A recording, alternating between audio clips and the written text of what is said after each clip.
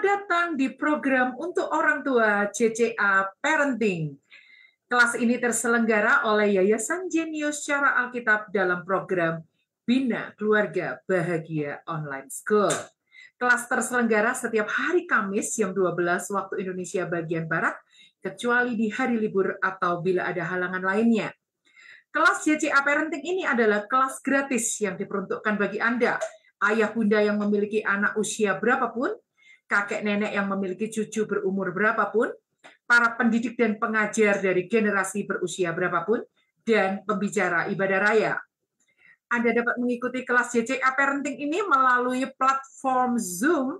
Tersedia link Zoom tetap yang dapat diakses di keterangan video berikut ini. Platform live streaming YouTube di channel YouTube Jenius Cara Alkitab, platform live streaming Facebook di akun Facebook Grace Sumilat, platform Instagram di akun Instagram Grace_Sumilat, dan platform TikTok di akun TikTok Grace_Sumilat. Ikuti grup WhatsApp CCA Parenting dengan klik tautan yang tertera pada keterangan video berikut ini untuk bergabung secara otomatis. Bila Anda atau lembaga Anda menginginkan sertifikasi, dapat melihat keterangannya yang dapat Anda klik pada keterangan video berikut ini. Selamat mempelajari materi CCA Parenting. E-book CCA Parenting dapat Anda beli di Google Playbook. Tuhan Yesus memberkati.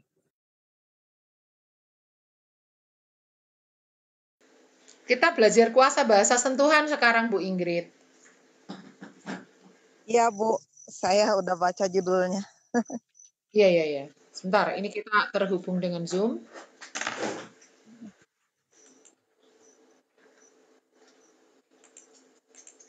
Ya, silakan Bu Marta.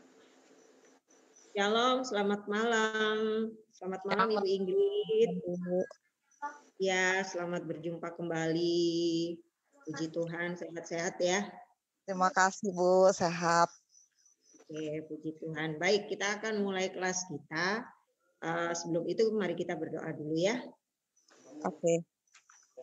Di sorga Bapa dalam nama Yesus, terima kasih kalau pada malam hari ini kami masih diberi kesempatan untuk belajar bersama akan kebenaran firman Tuhan. Tuhan Yesus yang baik, mari Tuhan Engkau mengurapi kami semua untuk kami boleh belajar bersama-sama materi bahasa sentuhan. Terima kasih Tuhan, kami berdoa untuk teman-teman kami yang belum bisa join, apapun kondisi mereka saat ini, kiranya Tuhan yang menolong, Tuhan yang tahu, dan kami berdoa untuk jaringan yang kami pakai, kiranya Tuhan tutup bungkus kami semua dengan kuasa darah Yesus. Jaringan akan berjalan lancar sehingga materi yang kami sampaikan Tuhan boleh diterima dengan baik, dimengerti dengan baik, dan dapat diajarkan kembali sehingga nama Tuhan dipermuliakan. Terima kasih Tuhan Yesus, terima kasih. Kami akan mulaikan pelajaran kami malam hari ini hanya di dalam nama Tuhan Yesus Kristus, Juru Selamat kami. Haleluya. Amin. Amin. Baik, kita malam hari ini kita akan belajar tentang kuasa bahasa sentuhan. Ya, saya akan share PowerPoint di sini.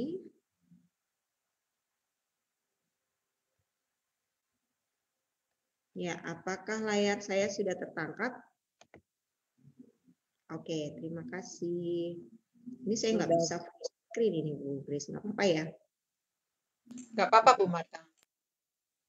Ya, baik. Ya, ya sudah menjadi suatu hal yang lazim ya. Apabila orang tua ingin mencerdaskan anaknya dengan cara menyekolahkan sang anak sampai tingkat yang tinggi. Kemudian menegur dengan keras, itu juga salah satu cara usaha orang tua untuk mendidik anak-anak. Apabila anak melanggar aturan atau disiplin baik di rumah, bahkan di luar ya, di luar rumah ya.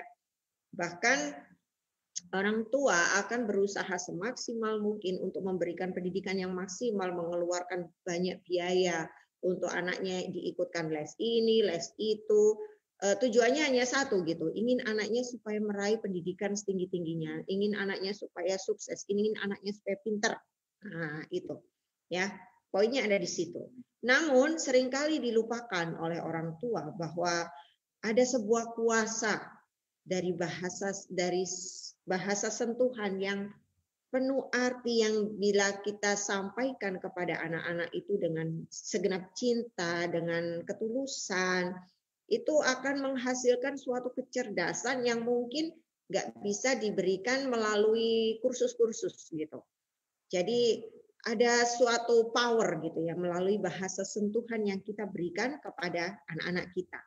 Ya, anak-anak zaman sekarang tuh miskin dengan sentuhan. Karena apa? Dengan banyaknya gadget, macam-macam gadget gitu ya. Orang tua sibuk dengan gadgetnya sehingga nggak ada waktu untuk bercengkrama dengan anaknya, bahkan meluk anaknya, menyentuh anaknya, itu kayaknya nggak ada waktu. Sang anak pun saat ini juga mereka lebih sibuk dengan gadgetnya.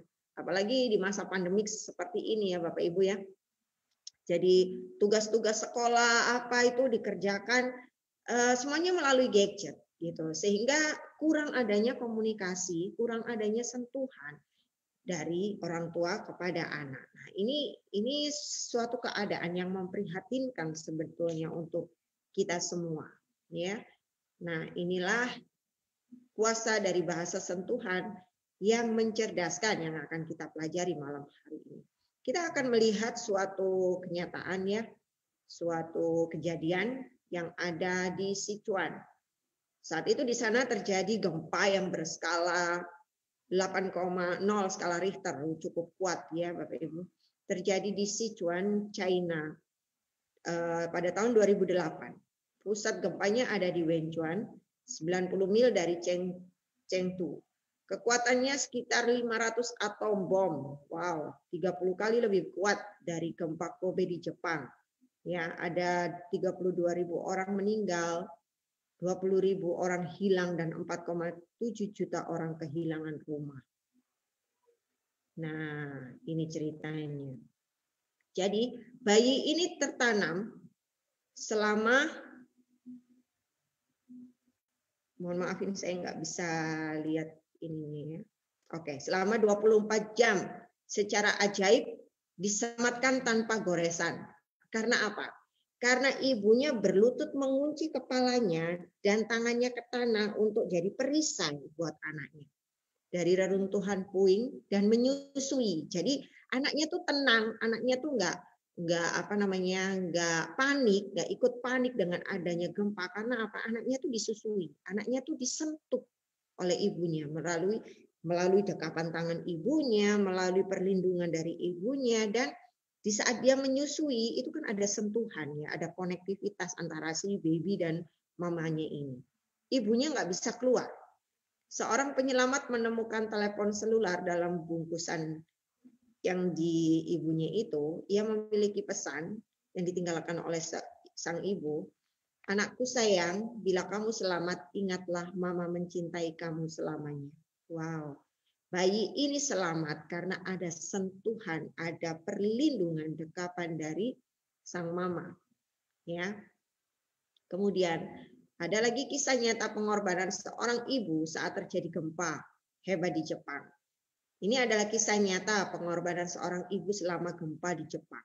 Setelah gempa telah mereda, ketika para penyelamat mencapai reruntuhan rumah seorang wanita muda, mereka melihat mayatnya melalui celah-celah. Tapi wanita tersebut berpose begitu aneh. Dia berposisi seperti melindungi sesuatu. Tubuhnya condong ke depan dan tim penyelamat ini berusaha untuk meraih wanita itu. Dia berharap bahwa wanita ini masih hidup. Namun tubuh dingin dan kaku menandakan bahwa wanita tersebut telah mati. Pasti karena ketimpa rumah, kita bisa bayangkan ketika ketimpa rumah, ketimpa kayu, dia dalam posisi melindungi anaknya, pasti sudah dengan gempa yang begitu hebat, pasti dia sudah nggak ada ya. Pemimpin tim dan seluruh anggota tim lalu meninggalkan rumah ini dan akan mencari gedung yang runtuh berikutnya. Namun karena alasan tertentu, pemimpin tim terdorong untuk kembali ke rumah hancur dari wanita tadi. Jadi pemimpin tim itu tadinya dilihat, oh ini sudah meninggal ya, udah ditinggal aja. Mungkin seperti itu. Tetapi ada sesuatu dalam hatinya yang mendorong pemimpin tim ini untuk kembali ke rumah di mana wanita tadi itu ditemukan gitu. Karena dia juga kesulitan untuk diselamatkan. Dia hanya bisa dilihat dari celah-celah, ya, celah-celah bangunan yang roboh tadi, sehingga nggak kelihatan gitu kalau ada sesuatu yang dilindungi gitu kan. Pemimpin tim ini lalu berlutut lagi dan menggunakan kepalanya melalui celah-celah sempit untuk mencari sedikit ruang di bawah mayat wanita tersebut. Tiba-tiba ia berteriak dengan gembira, "Anak kecil, ada anak kecil," katanya gitu. Jadi dia kepo gitu ya, dia penasaran gitu ya. Dia coba untuk menyelamatkan wanita ini, dan setelah dia berhasil, mungkin dia sedikit menggulingkan gitu, dilihatnya ada anak kecil yang dilindungi oleh wanita ini. Lalu seluruh tim bekerja bersama-sama dengan hati-hati. Mereka menyingkirkan tumpukan benda hancur di sekitar wanita yang sudah meninggal. Ada seorang anak kecil berusia 3 bulan, terbungkus selimut bunga-bunga di bawah mayat ibunya. Jelas wanita itu telah membuat pengorbanan untuk menyelamatkan anaknya. Ketika rumahnya jatuh, ia menggunakan tubuhnya untuk membuat penutup untuk melindungi anaknya. Anak itu masih tidur pulas ketika penyelamat datang untuk mengangkatnya. Jadi anak itu dalam posisi tidur. Dia dalam perlindungan ibunya. Dia ada dalam sentuhan ibunya. Dia merasa nyaman. Seorang anak jika dalam posisi yang seberat apapun, misalnya dia sakit, misalnya dia mengalami celaka, tetapi saat didekap oleh sang ibu, nah ini kita semua kebetulan seorang ibu ya, kita ibu nih. Jadi walaupun kondisi yang nggak enak buat anak kita, tetapi saat mereka kita dekap, dia akan tenang, dia akan damai, dia akan merasa nyaman. Nah, itulah hebatnya kuasa bahasa sentuhan ya. Para dokter datang cepat untuk mengevakuasi anak kecil itu. Setelah ia membuka selimut, ia melihat sebuah ponsel di dalam selimut. Ada pesan teks pada layar. Jika kamu dapat bertahan hidup, kamu harus ingat bahwa aku mencintaimu. Wow, ini pengorbanan sang ibu yang luar biasa. Nah, ini dia gambarnya. Nah, anak ini dapat diselamatkan karena dia dilindungi oleh mamanya. Baik, ini contoh yang selanjutnya. Nah, ini ada 2 baby. Ini narasinya, ceritanya. Twin girls, 2 bayi kembar, Brielle dan Carrie. Mereka lahir 12 minggu sebelum waktunya, jadi bayi prematur ya. Mereka memerlukan perhatian yang khusus. Oleh sebab itu mereka awalnya dipisahkan, jadi diletakkan dalam 2 inkubator yang terpisah. Kyrie kondisinya lebih baik, berat badannya terus meningkat gitu ya, dan kesehatannya stabil gitu. Tetapi Briley kondisinya turun karena dia mengalami kesusahan untuk bernafas, kemudian jantungnya ada masalah, kemudian berat badannya juga kurang, dan ada komplikasi lainnya gitu. Jadi kayaknya susah sekali Briley ini untuk hidup. Kyrie. Nah, sang suster sudah berusaha semaksimal mungkin gitu untuk membuat Briley sehat kembali gitu. Tapi nggak ada apapun yang dikerjakan oleh suster ini bisa membantu si Kyrie. Mohon maaf, ini ada salah ketik ya. Oh, Briley, betul Briley. Maaf, Briley. Jadi kemudian sang suster ini melanggar aturan dari hospital, dari rumah sakit, dan berinisiatif untuk meletakkan kedua bayi ini dalam satu inkubator, gitu ya, dalam satu inkubator. Jadi dijadikan satu. Mereka awalnya terpisah, kemudian dijadikan satu. Kemudian sang suster meninggalkan bayi ini, kedua bayi ini, mereka tidur gitu. Di saat sang suster itu kembali, dia melihat suatu keadaan yang menakjubkan ya, yang nggak bisa dipercaya gitu, bahwa Briley ini mendekati saudaranya si Kyrie ini dan meletakkan tangannya memeluk saudaranya ini, dan seperti memberi semangat kepada saudaranya itu ya. Nah, sejak saat itu Briley ini bisa bernafas, kemudian jantungnya bisa normal, dan kesehatannya bisa membaik, kemudian berat badannya pun bertambah gitu ya. Jadi melalui kejadian ini bisa menunjukkan kepada dunia bahwa sedikit saja sentuhan dari cinta itu bisa membawa dampak yang besar dalam kehidupan seseorang. Seperti itu, luar biasa ya, ini bayinya tadi. Nah, ini jadi dia mendapatkan kekuatan, dia mendapatkan sentuhan dari saudaranya, dia bisa dikatakan dia hidup lagi seperti itu. Karena awalnya dia sudah tidak diharapkan, bukan tidak diharapkan, tidak terpikirkan bahwa dia akan survive seperti itu. Baik, ini kita akan saksikan bayi mati dan hidup kembali setelah dipeluk oleh sang mama. Bisa minta tolong Idris ya. Sharekan ya videonya. Bayi yang hidup setelah dipeluk mamanya ya. Oke. Lupa saya kalau nyalakan suaranya. Sebentar ya, maaf ya teman-teman. Kita akan lihat video ini.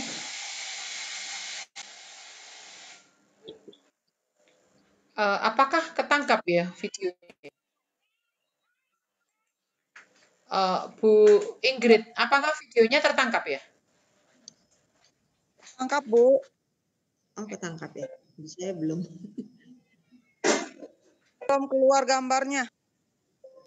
Oh, belum keluar gambarnya. Tunggu ya.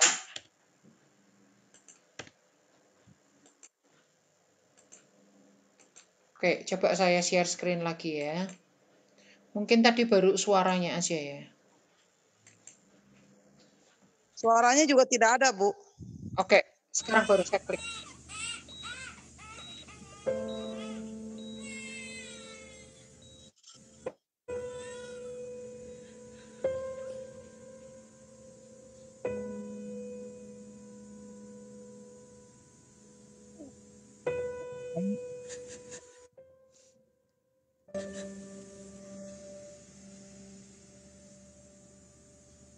Baik, kembar.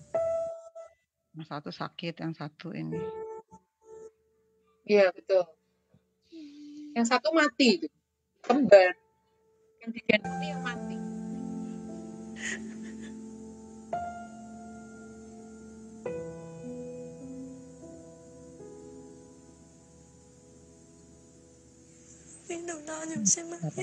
Ini cerita.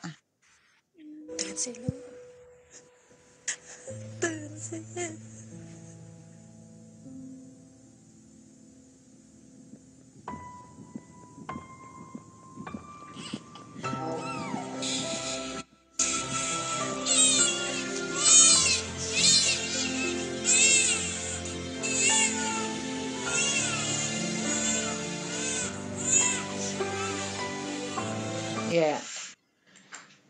Nah, oke. Ya. Bisa ketangkap ya videonya tadi ya? Bisa, Bu. Bisa, Bu. Terima kasih. Ya. Ya.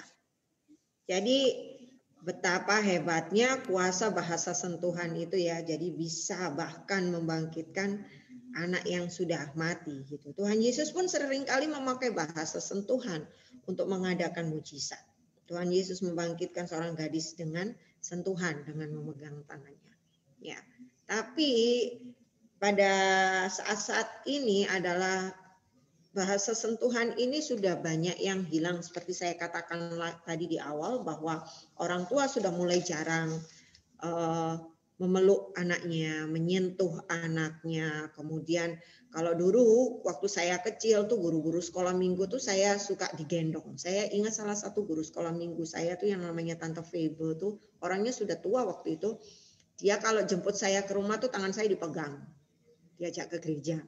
Seperti itu. Tapi sekarang tuh jarang gitu ya Bapak Ibu ya, saudara-saudara ya. Sekarang tuh jarang gitu.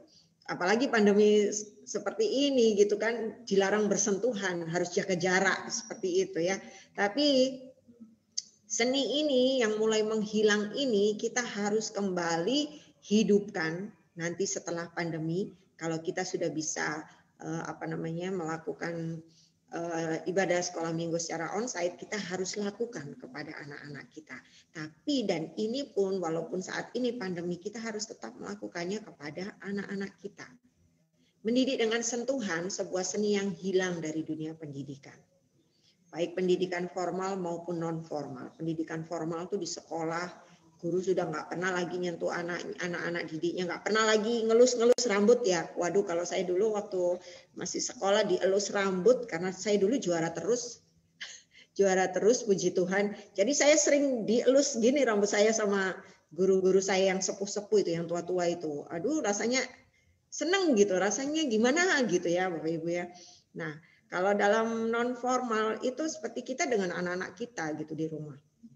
Kita harus lebih banyak menyentuh mereka, memeluk mereka, memberi sentuhan-sentuhan yang membangkitkan bahasa cinta untuk mereka seperti itu. Ya. Ya, sentuhan kasih sayang ilahi. Sentuhan banyak macamnya ya, Bapak Ibu ya, saudara-saudara. Jadi kayak ditonjok itu kesentuhan, ditendang itu sentuhan.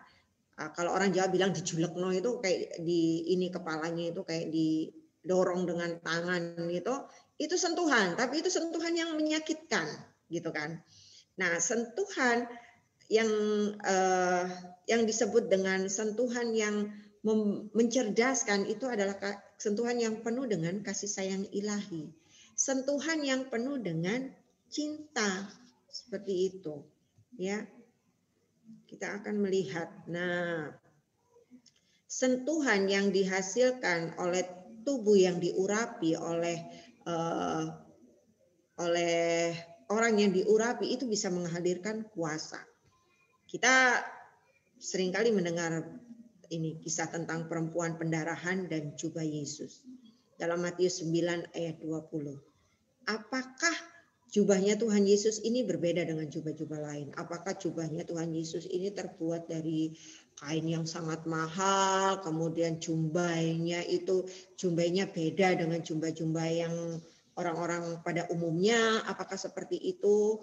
Kemudian Rasul Paulus dan sapu tangannya, apakah berbeda dengan sapu tangan orang lain? Mungkin punya Rasul Paulus malah sapu tangannya nggak yang bersih-bersih amat ya pada saat itu. Karena kan dibawa kemana-mana gitu. Dan Pak Rasul Paulus kan keliling kan gitu. Tapi sapu tangan Rasul Paulus itu ternyata berkuasa Bapak Ibu ya. Berkuasa sekali gitu.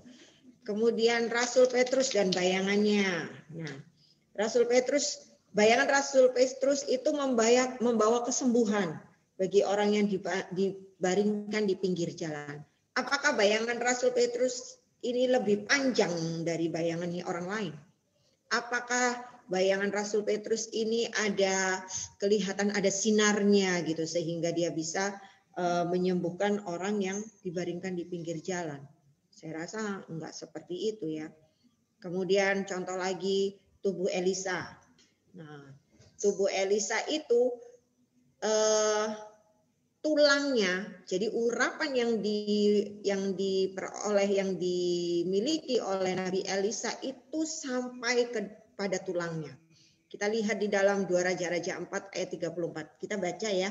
Kita baca saja. Ibu Ingrid bisa tolong saya bantu bacakah? 2 Raja-Raja pasal 4 ayat 34 dan 35.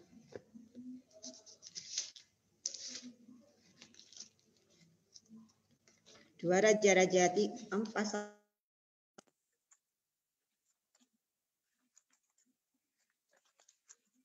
ayat 34 dan 35. Apakah Ibu Ingrid bisa membantu saya? Bisa, Bu.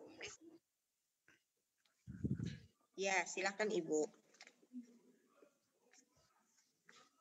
Lalu ia membaringkan dirinya di atas anak itu dengan mulutnya di atas mulut anak itu dan matanya di atas mata anak itu serta telapak tangannya di atas telapak tangan anak itu. Dan karena ia meniarap di atas anak itu, maka menjadi panaslah badan anak itu. Sesudah itu ia berdiri kembali dan berjalan dalam rumah itu sekali ke sana dan sekali ke sini Kemudian ia meniara pula lah ia di atas anak itu. Maka bersinlah anak itu sampai 7 kali, lalu membuka matanya. Ya, puji Tuhan. Jadi tubuh dari Elisa itu bisa membangkitkan anak yang mati. Kita bisa lihat lagi di dalam 2 Raja-Raja 13 ayat yang ke-21. Bisa tolong lagi dibantu baca ya Ibu Ingrid ya. 2 Raja-Raja 13. Ya, ayat 21. Silakan. Pada suatu kali orang sedang menguburkan mayat. Ketika mereka melihat gerombolan datang, dicampakkan merekalah mayat itu ke dalam kubur Elisa, lalu pergi. Dan demi mayat itu kena kepada tulang-tulang Elisa, maka hiduplah ia kembali dan bangun berdiri. Nah, itulah. Jadi urapan yang ada dalam tubuh Elisa ini sampai kepada tulangnya, bahkan tulangnya juga bisa membangkitkan orang mati. Hanya menyentuh tadi ya, firman Tuhan tadi katakan bahwa dan demi mayat itu kena kepada tulang Elisa, itu kan menyentuh dia, kena gitu kan. Kena itu menyentuh, itu bisa membangkitkan gitu. Jadi tubuh yang diurapi itu akan mengalirkan kuasa. Akan mengalirkan kuasa. Seperti itu. Jadi bukan karena jumbainya, bukan karena sapu tangannya, bukan karena bayangannya, tetapi urapan yang diterima, urapan yang ada pada Tuhan Yesus, pada Rasul Paulus, pada Rasul Petrus itu mengalir, tertransfer. Ya, tertransfer. Kalau zaman sekarang itu terbluetooth gitu ya. Terbluetooth gitu. Tertransfer kepada jubahnya, kepada sapu tangannya, kepada bayangannya, bahkan kepada tulangnya. Gitu. Sehingga mengalirkan kuasa. Seperti itu. Baik. Tetapi ada larangan dari firman Tuhan bahwa kita tidak boleh juga memberikan sembarangan tumpangan, memberikan dengan sembarangan sentuhan gitu ya. Tumpangan tangan ini kan sama dengan sentuhan. Sama dengan sentuhan. Kita akan baca bersama di dalam 1 Timotius 5 ayat 22. 1 Timotius 5 ayat 22. Bisa tolong dibantu baca ya Bu Ingrid?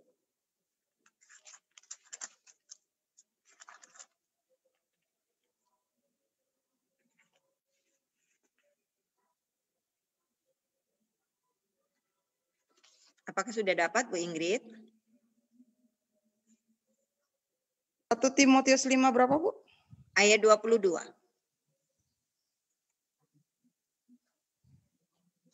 Janganlah engkau terburu-buru menumpangkan tangan atas seseorang, dan janganlah terbawa-bawa ke dalam dosa orang lain. Jagalah kemurnian dirimu. Ya, jadi ini adalah rambu-rambu ya. Rambu-rambu dalam penumpangan tangan. Kita tidak boleh sembarang memberi penumpangan tangan, apalagi kalau tidak mendapatkan urapan Roh Kudus. Kalau orang yang menumpangi tangan itu tidak diurapi Roh Kudus, bisa jadi urapan Roh Kudus yang akan ditransferkan kepada orang yang ditumpangi tangan gitu. Seringkali orang itu kalau dalam suatu ibadah KKR atau ibadah kegerakan rohani yang besar itu kan pasti ada altar call. Wah, dengan indahnya orang-orang ini akan maju gitu ya untuk menerima penumpangan tangan. Kalau saya tidak segampang itu gitu, enggak yang tiap kali ada altar call saya maju, tiap kali ada altar call saya maju, saya tidak melihat seperti itu gitu. Tidak bersikap seperti itu, tetapi saya akan berdoa juga gitu. Kalau memang saya benar-benar digerakkan untuk maju, saya akan maju gitu. Dan saya dalam sepanjang hidup saya maju untuk altar call itu bisa dihitung hanya berapa kali gitu. Dan salah satunya di saat itu saya menerima urapan Roh Kudus itu di saat saya altar call oleh seorang hamba Tuhan wanita waktu itu ya, wanita, seorang dari Bala Keselamatan malah. Nah, seperti itu. Jadi kita tidak boleh sembarangan memberi dan menerima tumpangan. Ya, ada kisah di Amerika itu gereja-gereja New Age itu ya. Mereka mengadakan suatu kebaktian rohani yang besar gitu, mengundang anak-anak muda. Biasanya anak muda itu di saat berdoa itu mengangkat tangan karena memang disuruh angkat tangan.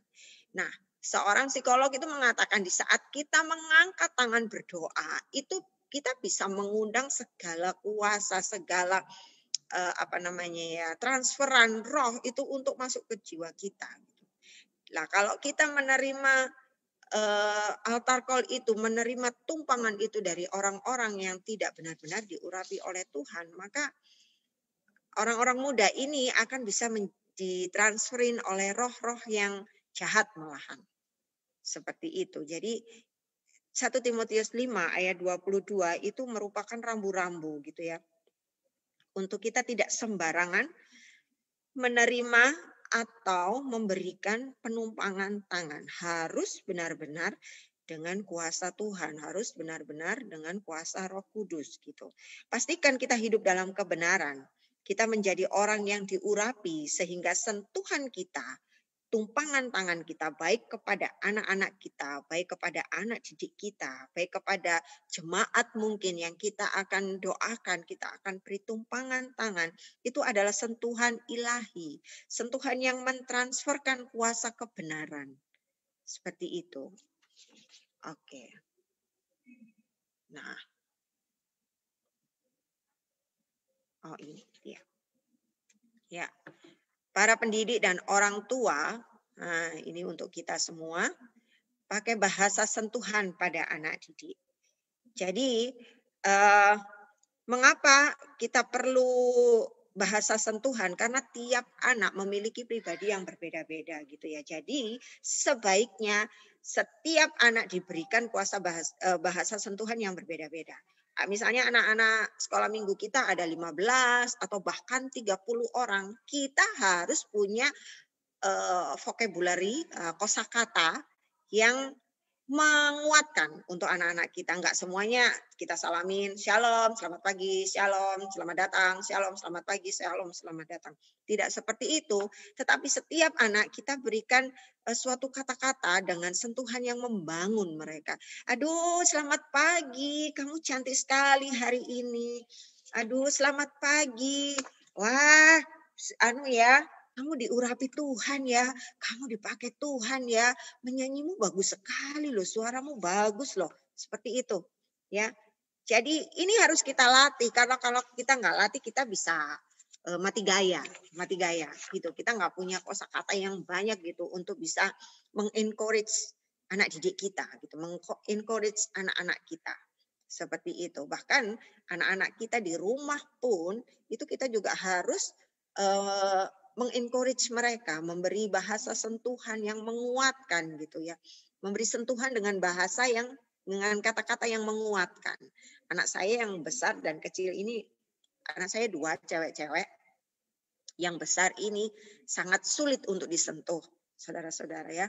Sangat sulit untuk disentuh. Artinya dia kalau lagi nggak pengen, lagi nggak mood, lagi marah sama ini udah nggak mau disentuh kita, biar kita nggak salah dengan dia urusannya dengan temannya, kita kena getahnya gitu. Saya peluk dia nggak mau dia, nggak sana gitu. Tapi kalau dia lagi enjoy, dia lagi enak hatinya, kita biasa bercanda, saya peluk dia, saya belai dia bisa cerita Bapak Ibu. Dia cerita apa yang dia alami, dia cerita bagaimana dia jengkel sama temannya, seperti itu. Tapi kalau anak saya yang kecil, itu sukanya banyak bicara dia tuh cerewet sekali gitu ya. Nah, di saat dia cerewet, ngomel tentang sesuatu hal, saya akan peluk dia. Saya bilang, adik ini mau ngomong apa sih sebetulnya? Intinya apa sih? Seperti itu. Dia akan tenang Bapak Ibu. Dia akan tenang baru cerita intinya aja, nggak yang ngomel panjang lebar nggak karuan seperti itu. Jadi bahasa sentuhan dengan kata-kata yang lembut itu, kata-kata yang menguatkan itu akan membuat anak-anak kita juga jadi tenang. Membuat anak-anak kita jadi anak-anak yang nggak gampang marah. Seperti itu. Ya. Baik. Nah, ini kita kembali tadi seperti yang saya sampaikan dengan guru sekolah minggu ya. Apa yang diingat dari guru TK kita dulu? Namanya kah? Kalau saya lupa nama guru TK saya. Suara dan nada bicaranya kah? Raut wajahnya kah? Oh ini jelas lupa. Senyumnya kah? Pelajaran melipat yang diajarnya kah? Nama-nama benda dan gambar yang ditunjukkannya kah?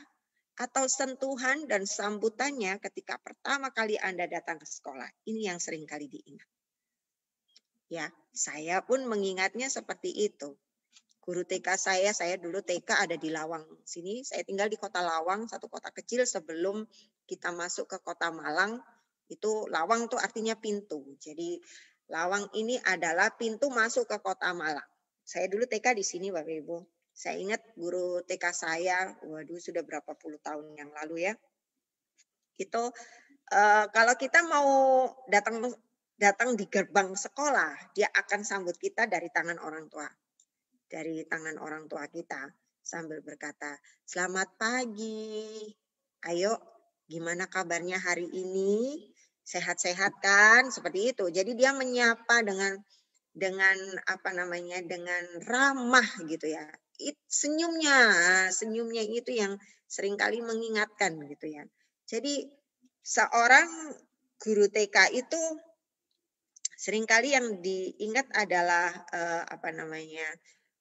personalitinya itu yang biasanya diingat oleh anak-anak ya, bahasanya yang ramah, sentuhannya, kadang digendong, kadang dipeluk, apalagi kalau lucu. Saya dulu waktu kecil tuh gemuk gitu ya, pipi saya ini gemuk, kemudian saya gemuk lah, kemudian potongan berponi begitu kan. Jadi katanya lucu gitu. Jadi dulu saya sering dipeluk. Nah, itu yang saya ingat.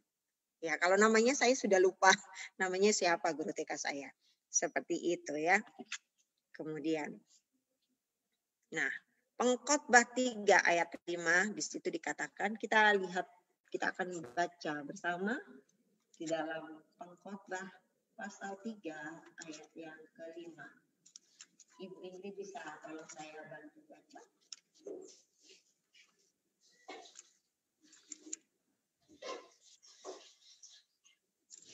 Kita Pengkhotbah pasal 3 ayat yang ke-5.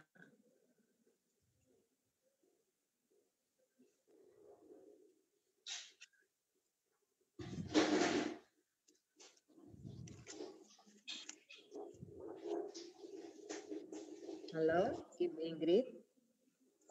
Pengkhotbah berapa, Bu? 3 ayat 5 atau 5 ayat 3, Bu? 3 ayat 5. Oh iya, sorry, Bu. Oke, silakan Ibu. Ada waktu untuk membuang batu, ada waktu untuk mengumpulkan batu, ada waktu untuk memeluk, dan ada waktu untuk menahan diri dari memeluk. Ya, jadi di situ dikatakan ada waktu untuk memeluk, ada waktu untuk menahan diri dari memeluk. Jadi memeluk itu sangat penting ya. Bahkan di firman Tuhan pun dikatakan seperti itu. Ya, kita akan melihat mujizat penciptaan. Bahasa sentuhan antara Adam dan Hawa. Tuhan membentuk Adam dan Hawa itu melalui sentuhan. Jelas ya, Tuhan membuat Adam itu dengan tangannya, dan itu kan ada sentuhan. Dan Hawa pun itu dengan tangannya. Saat Hawa diciptakan itu Tuhan mengambil tulang rusuk Adam. Nah, mengambil itu kan ada sentuhan antara tangan Tuhan dengan tulang rusuk Adam. Itu adalah operasi ortopedi pertama di dunia. Ya, mengambil tulang rusuk Adam dan mengukir Hawa. Itu dengan sentuhan tentunya ya. Dengan sentuhan. Nah, kemudian bahasa suara, menghembuskan nafas hidup.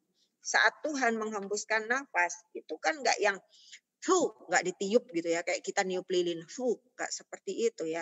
Tetapi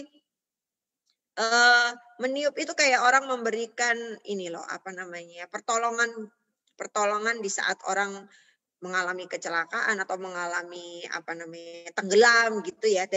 Jadi bersentuhan antara bibir Bapa dan bibir Adam ya.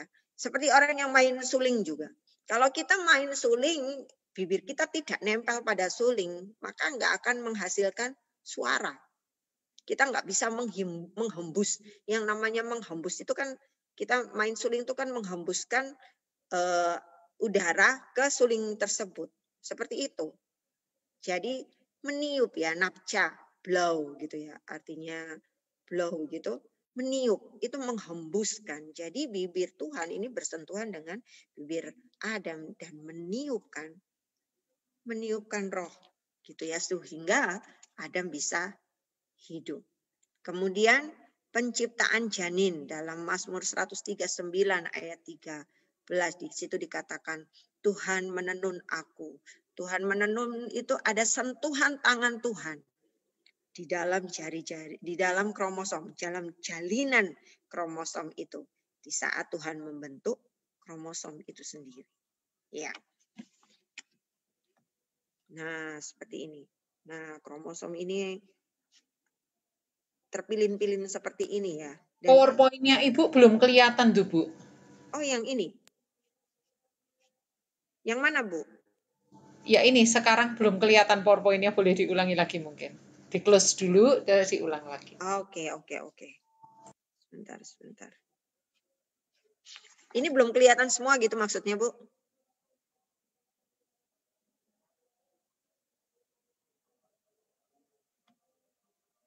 Oh, Bu Grace muncul nama, tapi PowerPoint-nya nggak kelihatan, belum kelihatan. Coba diulangi sekali lagi share screen-nya. Oh, ini videonya ketutup dia. Aduh Tuhan.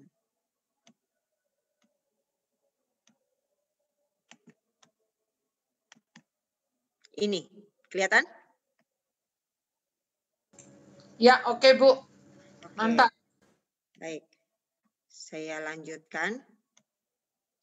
Jadi ini adalah kromosom. Jalinan kromosom yang Tuhan bentuk dengan sentuhan tangannya. Sentuhan tangan Tuhan loh yang membentuk jalinan kromosom ini. Baik. Kita akan saksikan bagaimana seorang janin ditenun Tuhan di sebuah rahim ibu.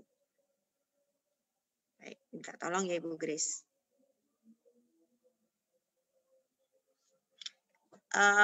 Unmute dulu Ibu. Ya, kita akan saksikan video berikut ini ya.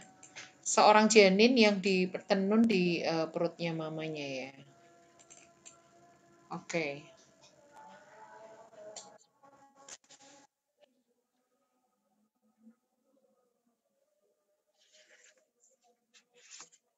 Apakah sudah tertangkap ya? Belum, Bu. Belum ya? Belum. Oh. Oke, saya akan ulangi lagi ya.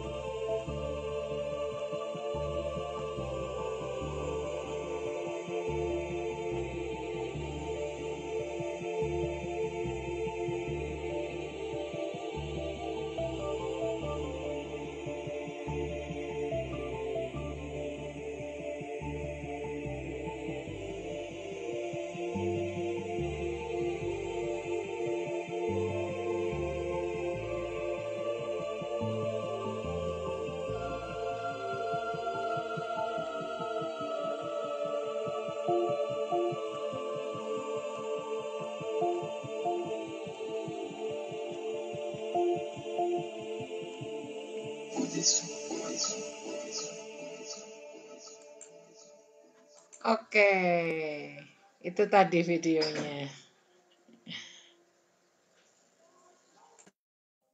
Ya, luar biasa ya. Tuhan menenun kita dari kromosom, dari hal yang kecil sampai jadi bayi yang siap untuk dilahirkan. Baik, kita akan lanjut. Ya, kita akan melihat slide selanjutnya, yaitu seorang anak yang akan bisa mendapatkan mamanya gitu, walaupun ditutup matanya ya. Silakan Bu Grace.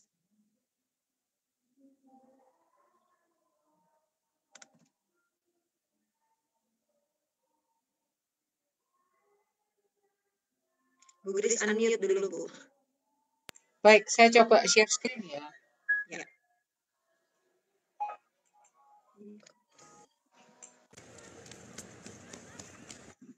Oh, sorry, bukan ini videonya, sorry.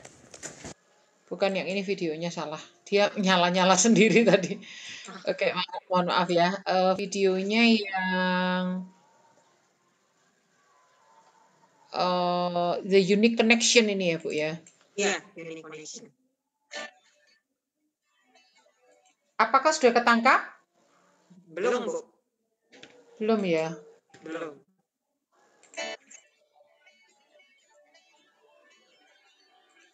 Oke, saya akan coba share screen lagi The Unique Connection ya.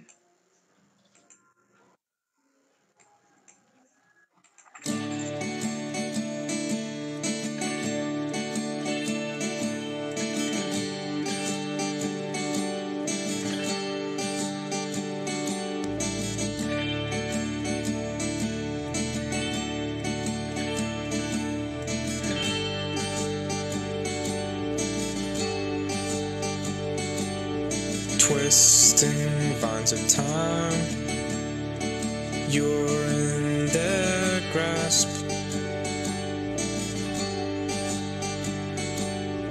A staircase to climb, breathing in gasps. The wind only knows what happened to me.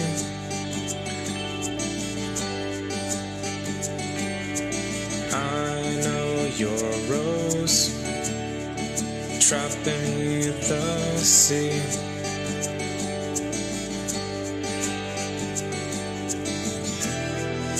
This I know, I'll never let you down.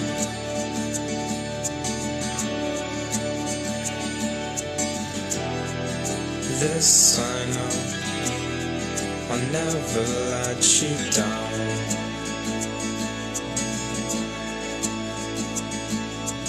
Bruises on all the trees, echoing sound.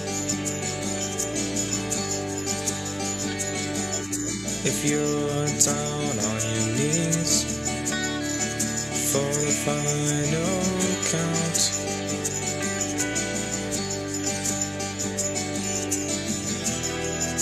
this I know. Wow, luar biasa. Shalom Kak Celia. Shalom Kak Celia. Salam Kak. Ya. Jam. Mana? Oh, lambat masuk Kak.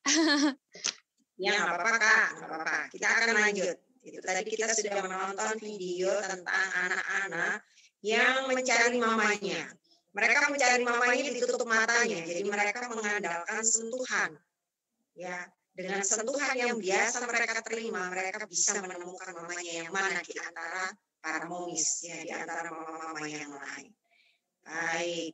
Nah, kita akan juga melihat satu video The Unique Connection. Oh, ini tadi sudah ya.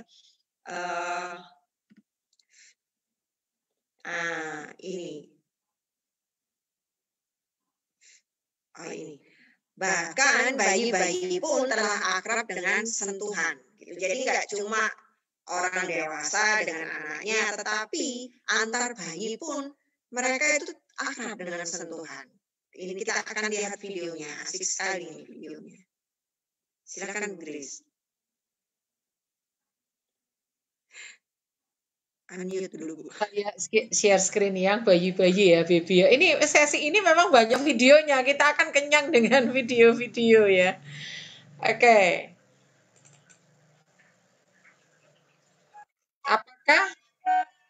Apakah sudah ketangkap videonya belum ya? Belum, Bu, belum. Oke, saya ulangi ya. Saya ulangi karena dia memang harus 2 kali. Oke, siap.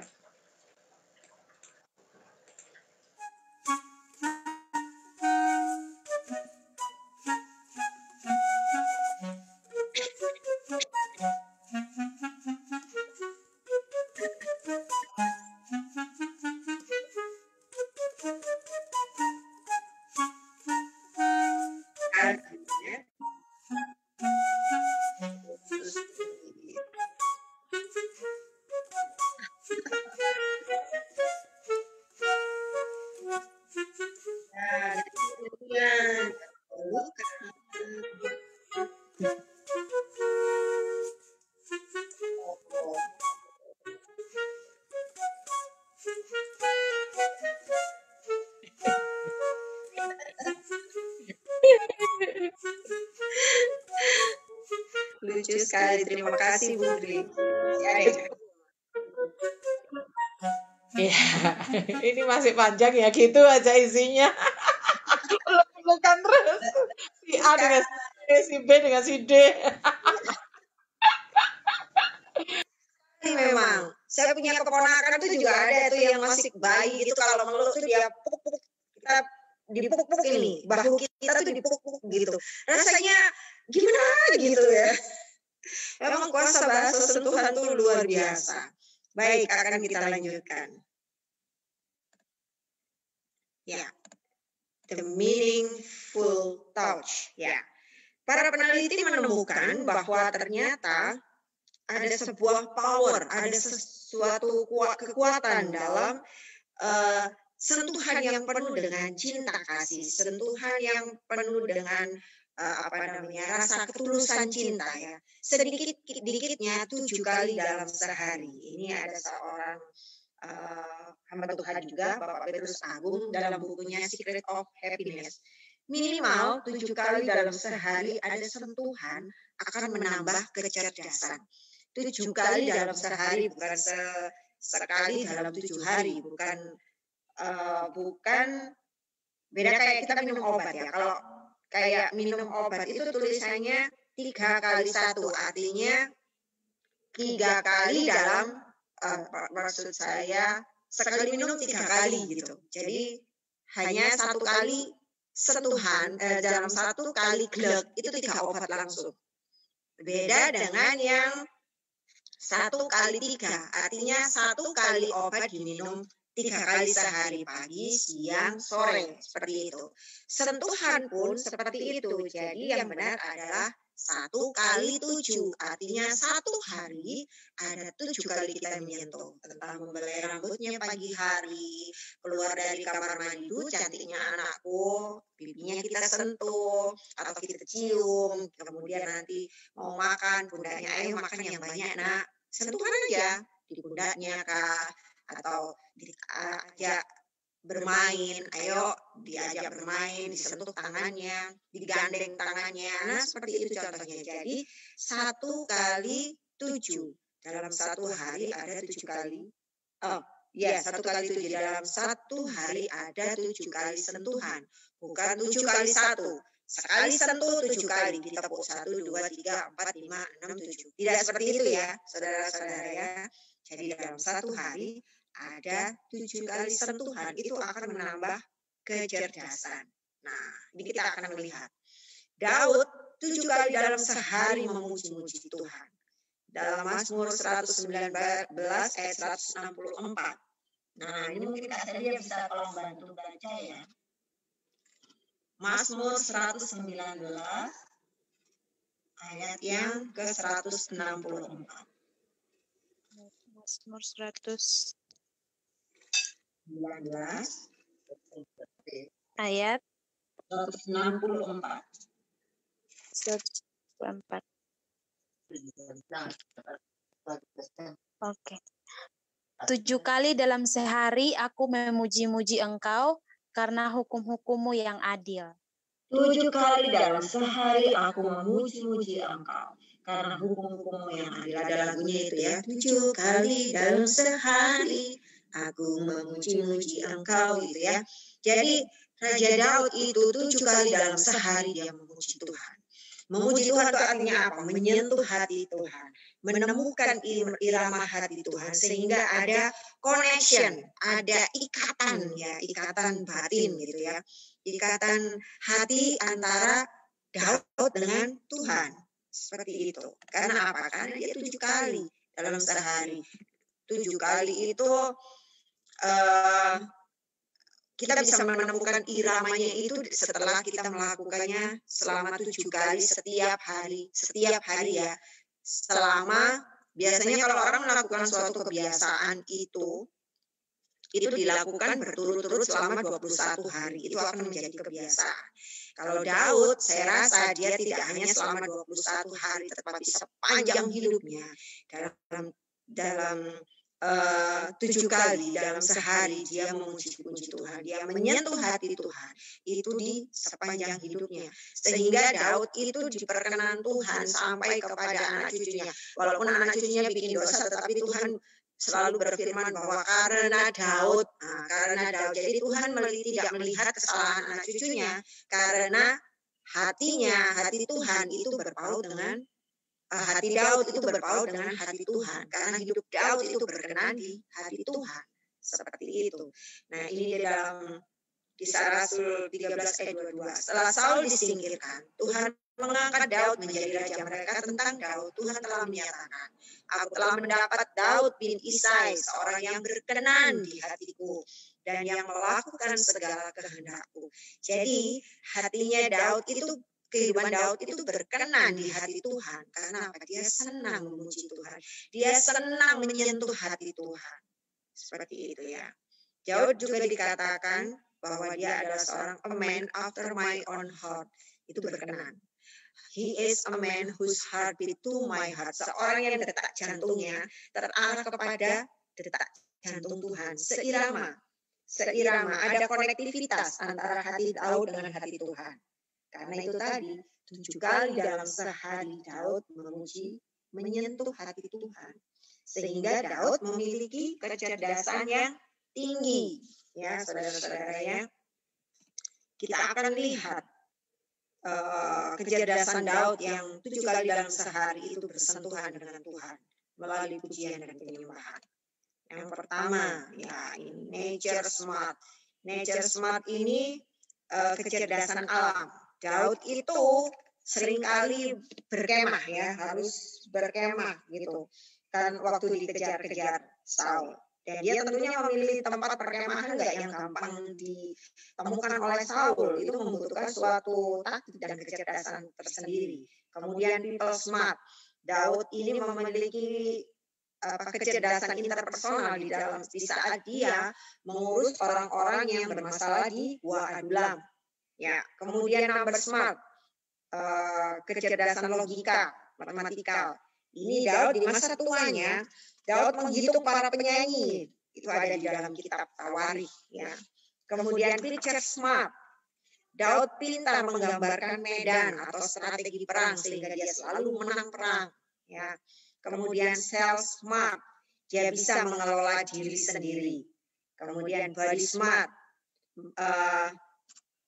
dia bisa mengelola diri atau body, maksudnya ngurusin mengimprove dirinya sehingga dia selalu menang perang. Orang kalau lemes, kalau loyo, nggak pernah latihan, nggak mungkin dia bisa menang perang.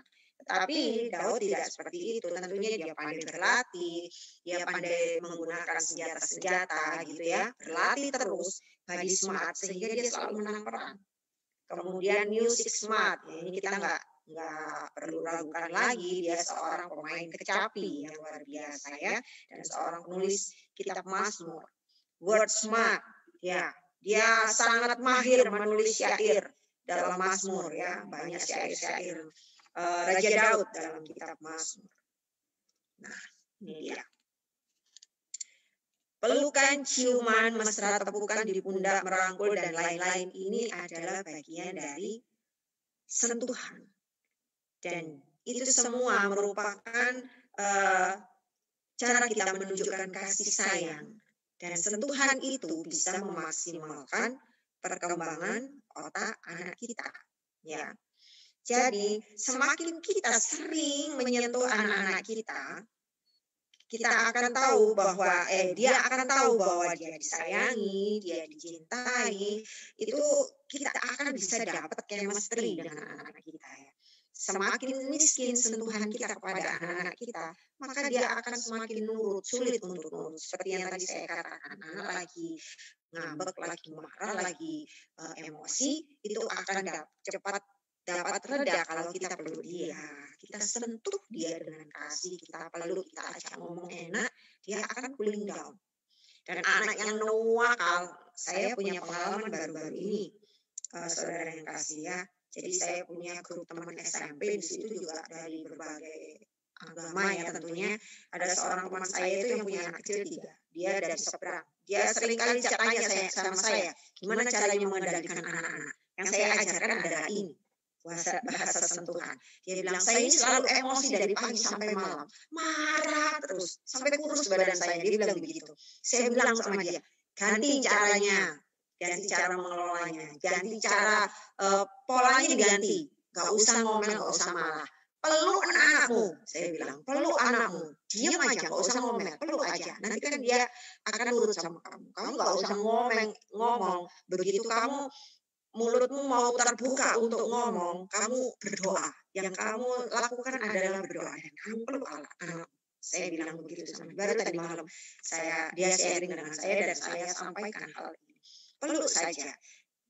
Buat dia buat dia mengerti, kasih dia penjelasan bahwa apa yang dia lakukan itu salah, kasih dia nasihat di saat kalian sudah santai, di saat anakmu santai gitu, dengan memeluk dia, mungkin belai-belai rambutnya, tidurkan dia di pangkuanmu, diajak ngomong dari hati ke hati, di saat dia ada di gelombang alfa itu akan lebih masuk apa yang kamu sampaikan, apa yang kamu mau itu akan lebih masuk pada anak-anak.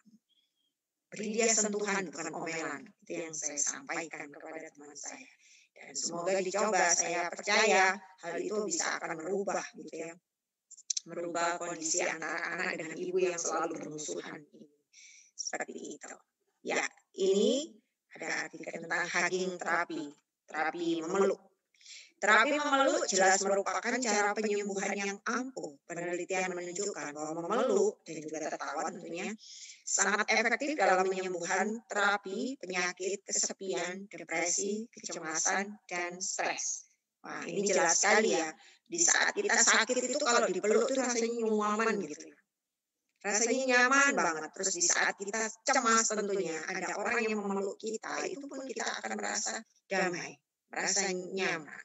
Ya, kemudian di saat kita kesepian, di saat kita merasa sendiri, jika ada yang memeluk kita, maka kita akan merasa ada kekuatan, karena kita merasa nggak sendirian, nggak kesepian. Penelitian menunjukkan pelukan dalam yang tepat, di mana hati menekan bersama, dapat menguntungkan Anda. Ini gambarnya ada di sini. Ya, ini. Jadi di saat kita berpelukan, ya, ini ada kelenjar timusnya ada di sini letaknya. Berpelukan dengan erat ya, mendekat, jadi antara dada dengan dada ketemu gitu ya, menekan, itu kita akan seperti menelan ludah. Nah di saat itulah kelenjar timus itu menghasilkan suatu hormon yang membuat kita merasa nyaman, gitu, membuat kita akan merasa lebih baik, seperti itu. Ya. Sentuhan dapat membangun kepercayaan dan rasa aman.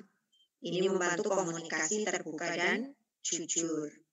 Pelukan segera dapat meningkatkan kadar oksitosin yang menyembuhkan perasaan, kesepian, isolasi, dan kemarahan. Itu tadi ya kelenjarnya. Memeluk pelukan untuk waktu yang lama mengangkat kadar serotonin seseorang, meningkatkan mood dan menciptakan kebahagiaan. Dan kalau secara rumus kimia ya,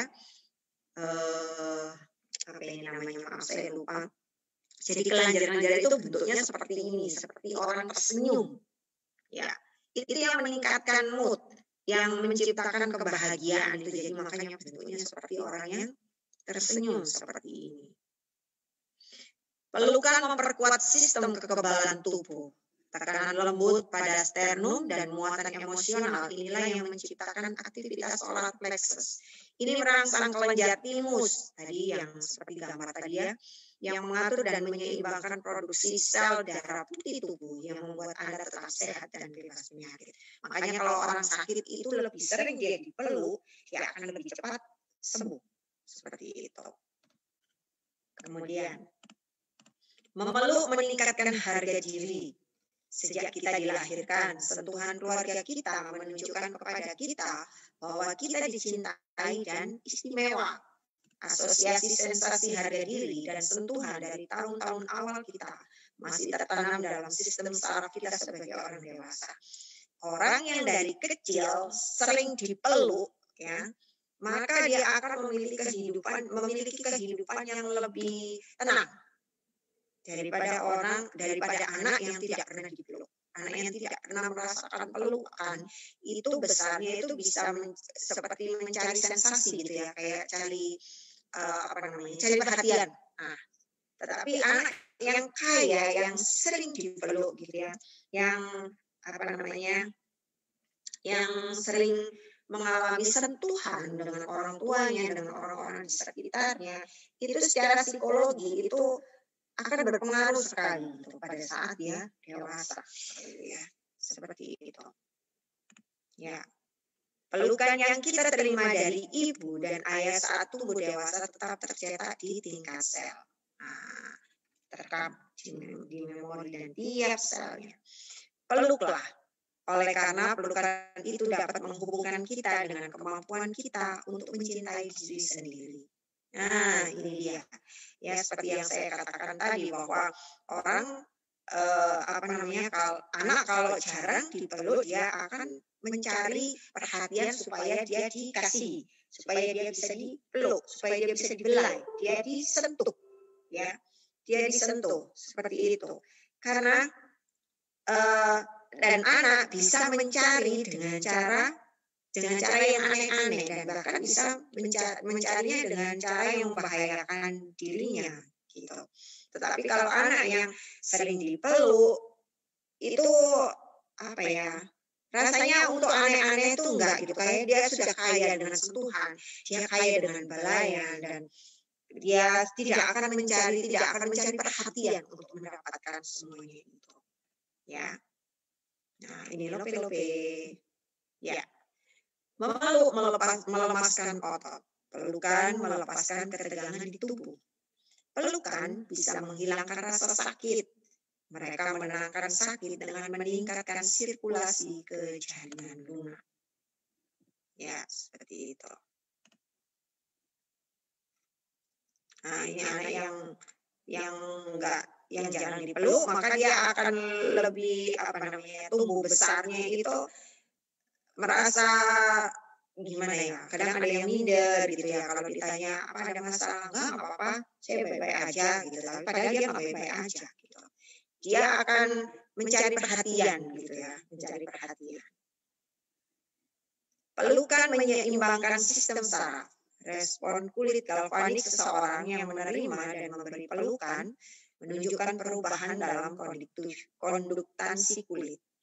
Efek pada kelembapan dan listrik di kulit menunjukkan keadaan yang lebih seimbang pada sistem saraf parasimpatis. Nah, ini dia. Jadi ada hubungannya. Orang memeluk itu bisa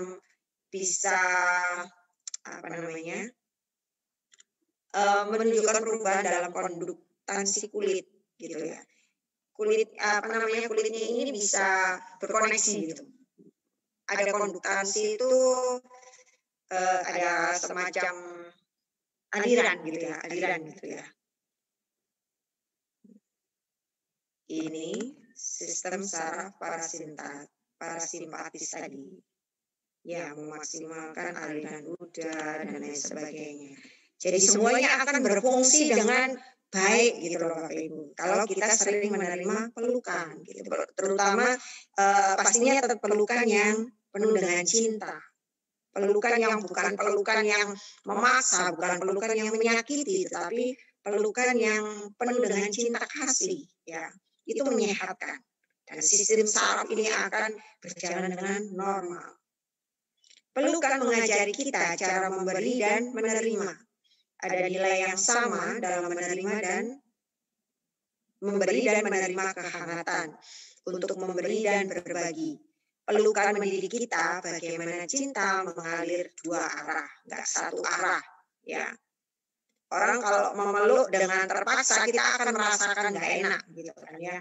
Tetapi kalau pelukan kita penuh dengan cinta itu bisa meluruhkan kekerasan hati. Tadinya pelukan yang saling gak enak itu bisa jadi saling enak gitu. Karena apa? Mengalirkan sesuatu yang baik gitu, mengalirkan energi yang positif gitu ya. Seperti itu. Ya. Pelukan sangat mirip perenungan dan juga ketawa. Mereka mengajarkan kita untuk melepaskan atau untuk mengalir dengan energi kehidupan. Pelukan membuat Anda keluar dari pola pikir melingkar Anda dan menghubungkan Anda dengan hati dan perasaan dan nafas Anda. Ya, luar biasa, Bapak Ibu.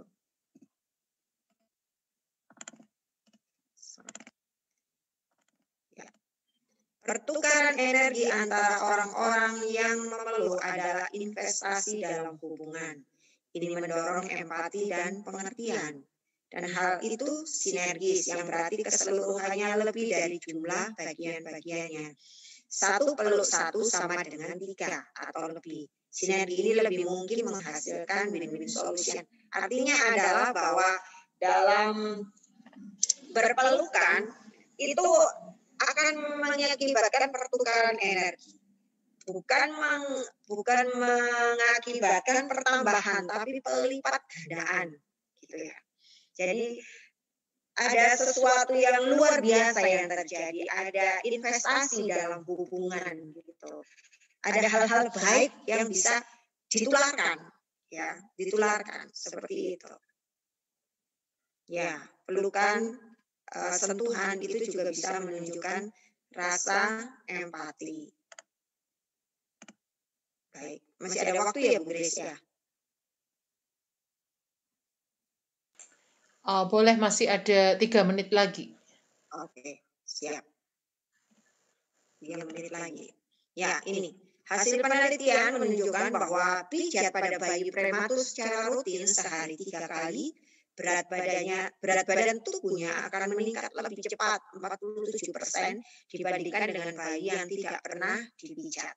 Ya, anak saya juga dulu lahirnya prematur karena saya harus menjaga nenek saya di rumah sakit bolak-balik. Waktu itu dia belum genap 9 bulan, jadi masuk bulan ke-8 ya. Kemudian nenek saya keluar dari rumah sakit hari Senin, hari Selasa malam saya masuk rumah sakit. Karena saya harus operasi, karena saya kakinya keluar duluan, seperti itu ya. Prematur dia. Setelah lahir saya pijatkan dia, dengan kebetulan orang gereja itu ada satu mbah-mbah nenek-nenek yang biasa pijat bayi. Rajin dipijatkan, karena saya nggak berani pijat karena terlalu kecil ya. Beratnya hanya 2,6 waktu itu ya. 2,6. Jadi kecil sekali gitu kan, saya nggak berani. Dipijat setelah 2 bulan, nggak sampai 2 bulan, ya itu berat badannya terus naik. Dan benar, penelitian ini benar gitu loh. Jadi bayi prematur jika dipijat rutin maka pertumbuhannya akan lebih cepat dengan yang tidak pernah dipijat. Seperti itu ya. Karena sentuhan. Dan tentunya kita juga nggak bisa kalau kita nggak punya keahlian dalam memijat bayi, jangan sampai kita pijat sendiri gitu, karena nanti sistem pencernaannya bisa terganggu kan, seperti itu. Lebih baik kita pasrahkan pada yang mempunyai kemampuan seperti itu. Nah, ini dia keuntungan pijat bayi. Pijat bayi memberikan pencernaan lebih teratur, menyembuhkan kolik, dia bisa tidur lebih nyenyak, berat badannya bisa cepat meningkat, membuat keeratan yang lebih enak antara ibu dan anak, ikatan batin yang lebih erat. Kalau ini mungkin pijatan-pijatan ringan di saat kita memandikan anak-anak kita ya biasanya. Itu sambil dipijat-pijat, sambil tangannya, kakinya itu dipijat-pijat seperti itu ya. Itu akan menjalin suatu konektivitas antara kita dengan baby kita. Ya. 5 detik sentuhan mengungkapkan lebih banyak cinta dibanding 5 menit ucapan.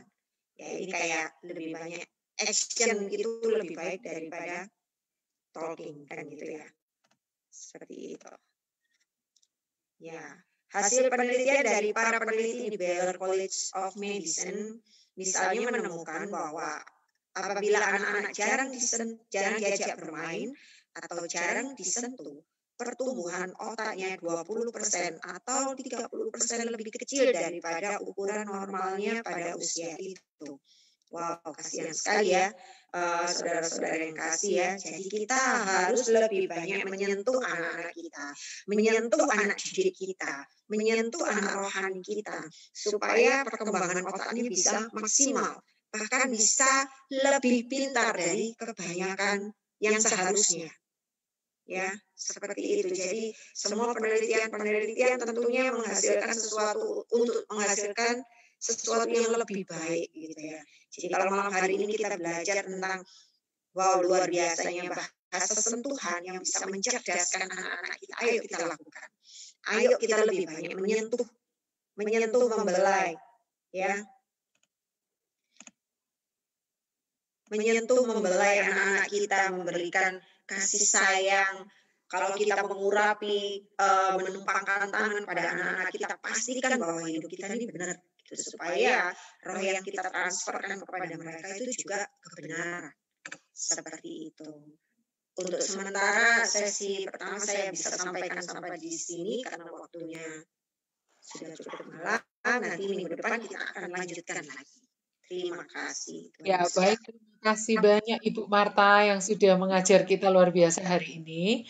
Untuk Bu Ingrid sama Kak Celia, sebenarnya sesi ini dirancang untuk satu tatap muka, tapi memang beda ya. Kalau saya yang membawakan tuh saya cepat orang yang ngajarnya gitu. Ternyata nggak semua pembicara itu bisa ngikutin irama speed saya ngebutnya itu. Jadi saya nggak menuntut untuk pembicara yang lain itu sama harus persis kayak saya itu enggak. Jadi daripada terburu-buru akhirnya nggak mendarat. Jadi akhirnya kita putuskan untuk sesi kuasa bahasa sentuhan ini akan diselesaikan minggu depan, Senin depan. Jadi mestinya hari ini selesai, Senin depan kita ganti judul lain, tapi nggak cuma Bu Marta aja, pembicara yang lain semuanya gitu. Materi yang saya rancang untuk 2 jam, itu mereka 4 jam. Nggak apa-apa, karena kalau mereka dipaksa kayak saya kok juga disuruh ngajar lambat kayak mereka nggak bisa. Jadi masing-masing pembicara itu punya keunikan masing-masing dan mohon dimaklumi kami ini kan sekolahnya baru merintis. Sementara dulu kalau yang ngajar di tahun-tahun lalu kan saya terus. Kalau saya terus, saya sudah punya patokannya. Ini setiap sesi ini berapa jam dengan kecepatan saya mengajar seperti itu. Jadi mohon dimaklumi karena kami ini masih merintis sehingga setelah kami berunding, Bu Marta dengan saya, kami rundingkan sesi ini akan selesai minggu depan lanjutannya. Karena masih banyak, videonya masih ada sekitar 4-5 lagi. Supaya benar-benar mendarat, kuasa sentuhan tuh kayak begini, kita lebih menyayangi anak-anak, lebih care, lebih touch sama mereka. Nah, sekarang ada waktu 10 menit, silakan ada yang mau ditanyakan apa enggak gitu. Dari ini sepertinya materinya sudah 50% ya, Bu Marta ya. Antara 50 sampai 60% lah materi ini. Masih ada 40% lagi minggu depan. Bu Ingrid atau Celia ada nggak yang mau ditanyakan?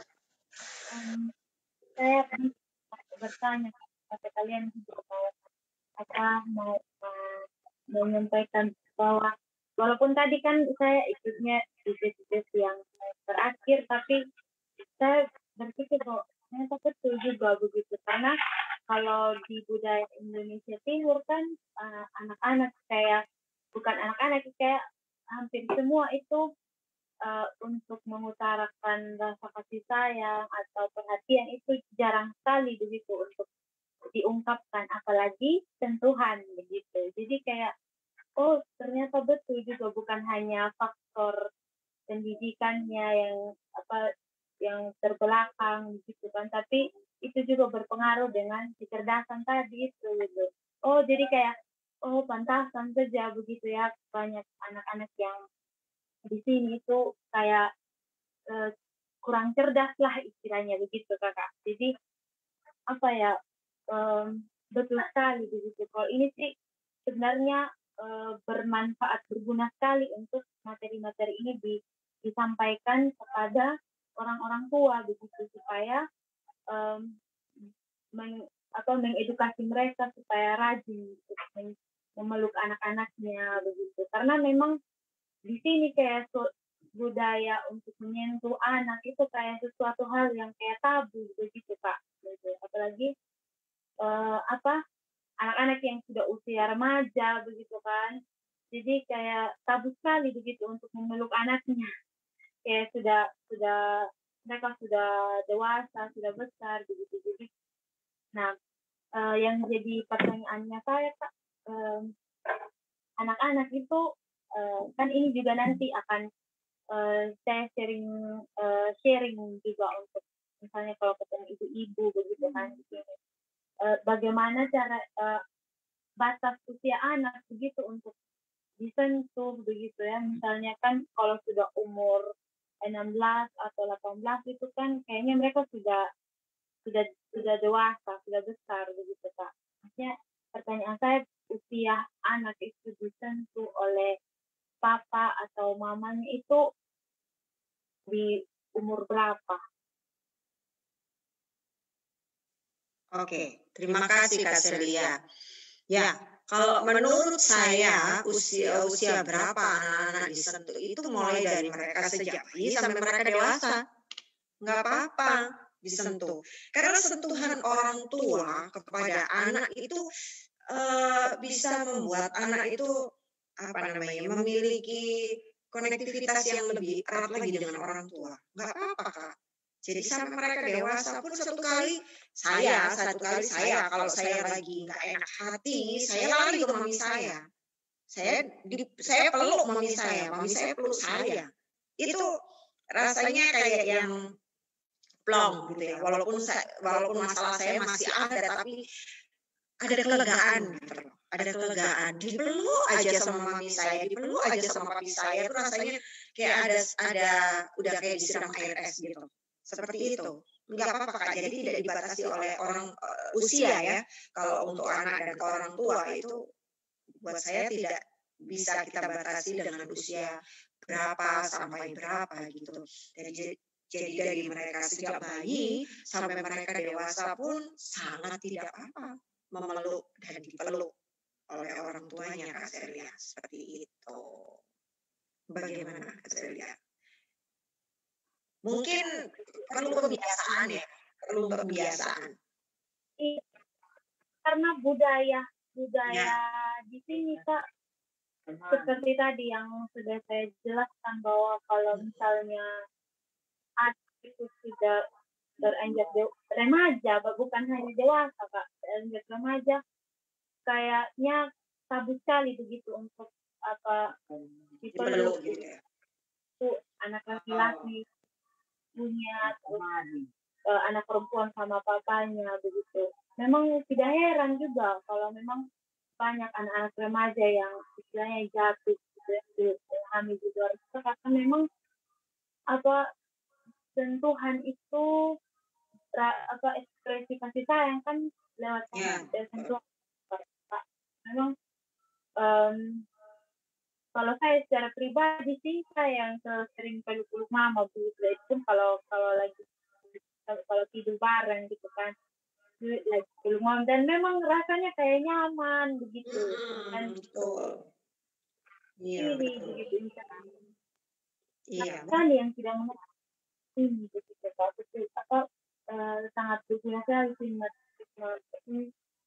dan ini mungkin bisa jadi kayak satu terobosan baru begitu untuk keluarga buat anak-anak yang ada di Sumba begitu khususnya.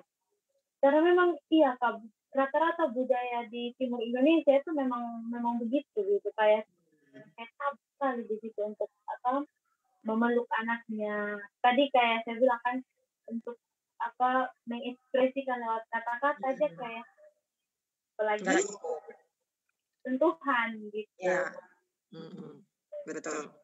Memang perlu pembiasaan Kak, kalau untuk daerah-daerah yang mungkin kayak Kak Celia bilang tadi ya, dianggap tabu, itu perlu pembiasaan dan ada yang memulai kayak gitu ya, kayak edukasi yang Kak Celia bilang, ini yang harus diedukasi nih orang tua gitu kan. Itu bisa gitu, tapi kita juga bisa ngasih contoh ke mereka bahwa kayak Kak Celia meluk papa mama, itu nanti anak-anak lain kan akan melihat gitu. Masa iya sih kalau anak mau meluk orang tua terus orang tua bilang kan nggak mungkin kan gitu. Di saat kita ngasih contoh ke mereka, terus anak-anak juga ada inisiatif untuk memeluk orang tua, naluri keibuan, naluri orang tua itu pasti juga pengen meluk anak, pasti pengen. Saya aja diem-diem gitu lihat anak saya main sama temennya gitu, saya perhatikan tuh rasanya saya pengen meluk gitu. Lucu gitu kan, lucu gitu. Iya, perlu pembiasaan, mungkin perlu contoh dan juga edukasi tadi seperti yang Kak Celia sampaikan, itu bisa merubah budaya yang mungkin terlalu saklek gitu ya. Masa ya anak sama orang tua nggak berpelukan aja jadi aneh kan gitu. Itu aneh buat kita malahan kan gitu. Seperti itu Kak Celia ya. Jadi Kak Celia bisa jadi contoh di sana.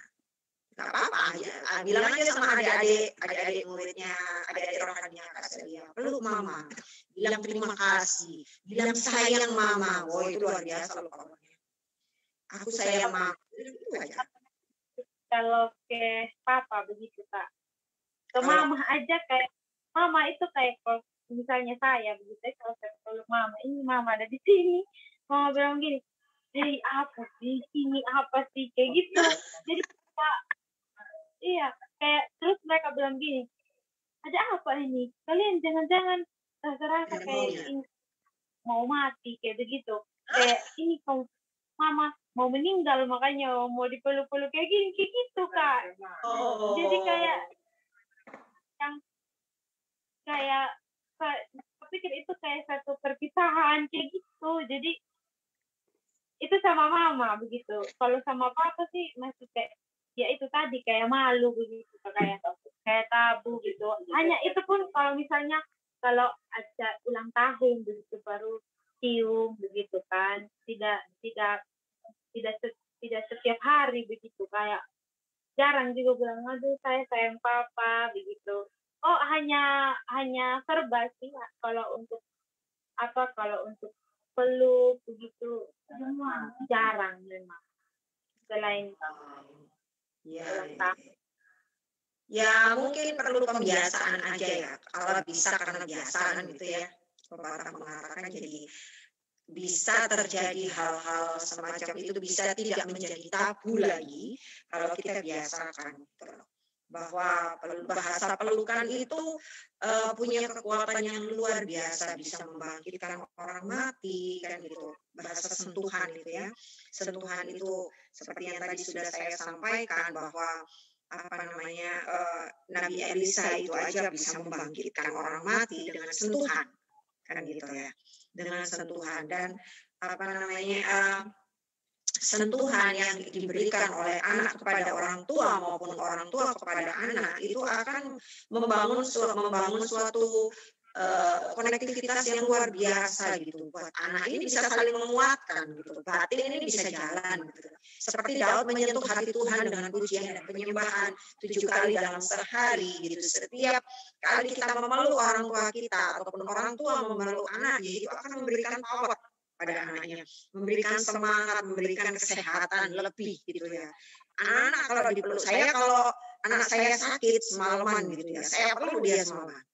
Panas gitu, panas badannya, saya peluk dia semalaman. Saya tungguin dia sampai panas badannya turun. Dia akan nyaman. Kalau saya misalnya ke kamar mandi atau ambil minum, dia sudah yang panggil-panggil, ma peluk sini, udah gitu. Ya, Jadi mungkin butuh pembiasaan. Ini mamanya Kak Celia mungkin dengar ya. Jadi mama, memeluk itu bukan sesuatu yang tabu. Jadi malah di firman Tuhan dikatakan bahwa memeluk itu penting gitu loh. Ada waktu untuk memeluk. Berarti kalau disampaikan di firman Tuhan itu sesuatu yang sangat penting. Seperti itu. Mungkin mama bisa juga ajarkan ke teman-teman gitu. Peluk ya anaknya. Anak-anak ini butuh pelukan. Anak yang dipeluk, anak yang sering kali merasakan sentuhan, kecerdasannya akan meningkat. Seperti itu, Kak Celia. Bagaimana? Sudah bisa diterima? Halo, Kak Celia. Iya, Kak. Sudah bisa diterima, Kak? Iya, sudah, Kak. Ini ada ngobrol juga sama Papa dan Mama, kan sudah Papa dengar, Mama dengar. Puji Tuhan, jadi Papa bisa langsung dengar ya, Papa. Mari peluk anak-anak Papa. Iya, tapi Papa saya bilang begini, Kak. Dari dulu saya waktu masih kecil saya suka cium-cium peluk-peluk kalian juga. Papa bilang begitu. Tapi tidak boleh memang. Mereka bilang begitu, Kak. Jadi ya nanti inisiatif dari kami sendiri sebagai anak langsung peluk-peluk orang tua. Betul sekali. Ya, betul. Selamat memeluk. Baik, terima kasih Kak Celia. Ibu Ingrid, mungkin ada pertanyaan Ibu Ingrid? Atau ada yang mau disampaikan? Mari Ibu Ingrid. Kalau saya terus terang aja ya. Memang kalau orang Chinese itu kan jarang gitu tradisinya memeluk gitu, cium gitu, jarang. Jadi tapi karena saya anak perempuan satu-satunya ya mama saya sayang sekali sama saya. Jadi lebih banyak nasihat begitu, lebih banyak dorongan begitu ya. Jadi waktu bayi sih anak-anak saya sih saya peluk cium ya. Tapi agak besar dikit yang laki-laki ini, ih mama jangan cium-cium. Saya kan udah besar gitu, waktu dia udah menjelang kelas 5 itu dia udah enggak mau. Padahal kalau dia masih kecil itu TK selalu mama peluk cium. Kenapa sih minta peluk cium? Terus saya tanya, hangat di hati mama katanya gitu. Tapi kalau ini semenjak agak besar dia nolak. Nanti ini sekarang dia sudah usia 21, dia yang cium saya selalu begitu. Kalau dia rasa ada sesuatu yang dia keliru dan salah, dia minta maaf, dia cium saya begitu. Tetapi untuk waktu sekarang, saya sendiri ada 18 anak panti ya. Sulit juga gitu nyentuh ya, karena kan kebanyakan orang Sumba juga ya. Kita juga peluk cium pada waktu ini. Kadang-kadang mereka waktu bagaimana yang laki-laki nolak untuk untuk digandeng lah gitu. Kalau kita kan ibu-ibu biasanya gandeng lah, kayak jalan sama-sama gandeng gitu. Mereka rasa risih. Hanya beberapa anak aja yang mungkin karena kita udah biasa, dia udah kecil dari kita, itu biasa. Tetapi kalau yang baru masuk sekitar umur 8 tahun, 9 tahun itu, waktu mereka digandeng begitu, mereka nolak. Jadi bagaimana ya, mereka kaku begitu badannya. Jadi juga itu mungkin harus dibiasakan, tetapi mungkin perlahan-lahan mungkin ya. Karena kan rasa bahasa tubuhnya terasa sekali dia menolak, Bu. Gitu.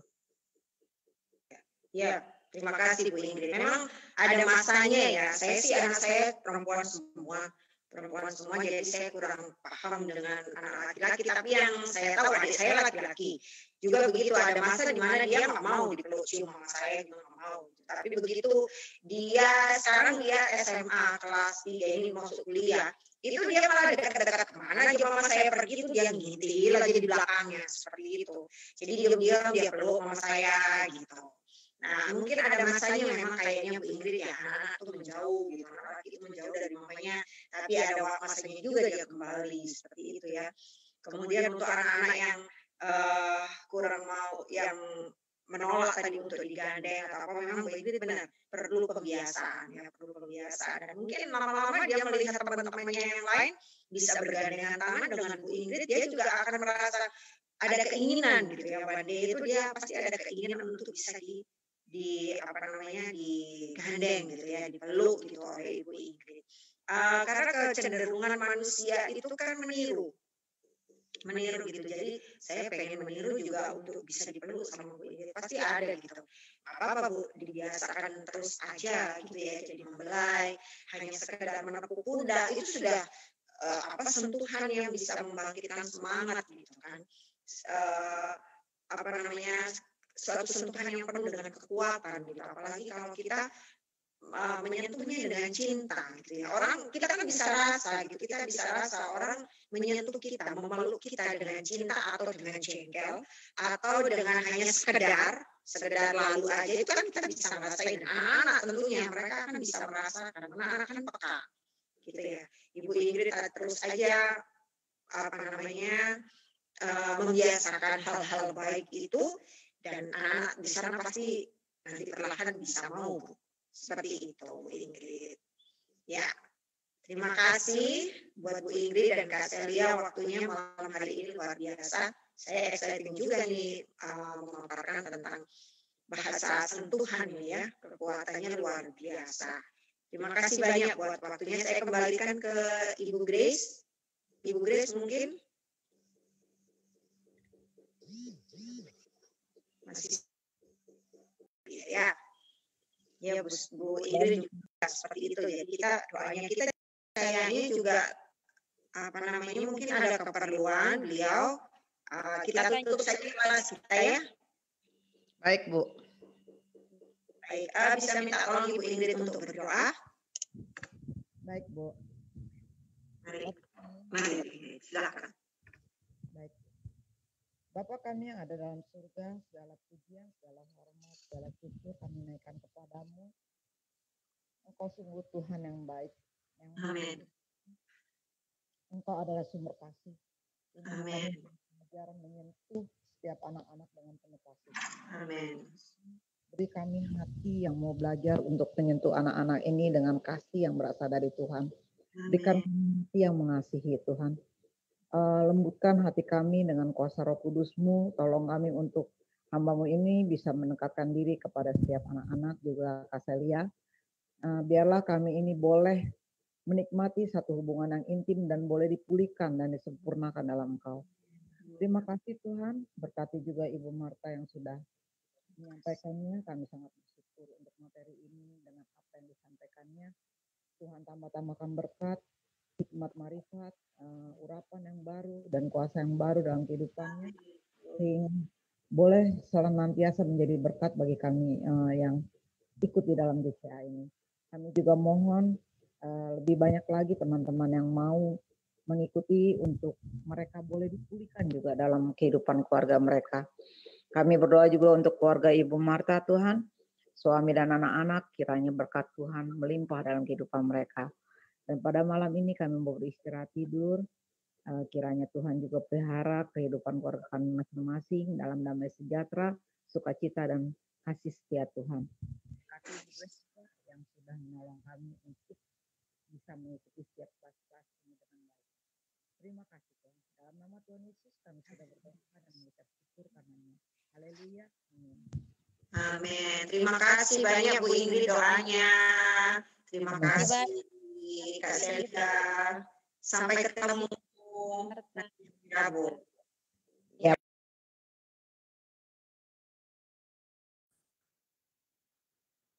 Maleakhi 4 ayat 6 menuliskan, maka ia akan membuat hati bapak-bapak berbalik kepada anak-anaknya, dan hati anak-anak kepada bapak-bapaknya, supaya jangan aku datang memukul bumi hingga musnah. Ikuti terus program JCA Parenting. Tuhan Yesus memberkati.